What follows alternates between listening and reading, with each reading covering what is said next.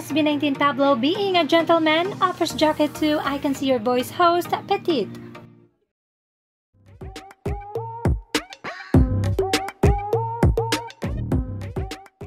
Our Pinuno Pablo is such a gentleman.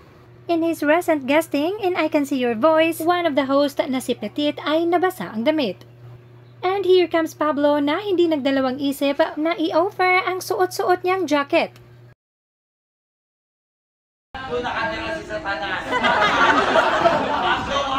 Sinisita pa siya ng ibang mga hosts na wag na, pero sinira talaga ni Pablo ang tahi ng kanyang jacket para kanyang mahubad at masuot nga ni Petit.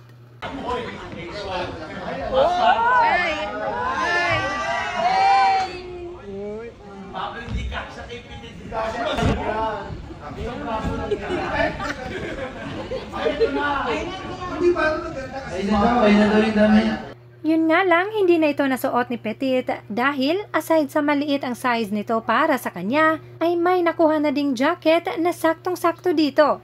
Still, mapapabilib ka talaga dahil Pablo's respect knows no bounds. Kaya siya nakakita ng utong na duling. Malapit nga, no? Pagkalapit. Oo, parang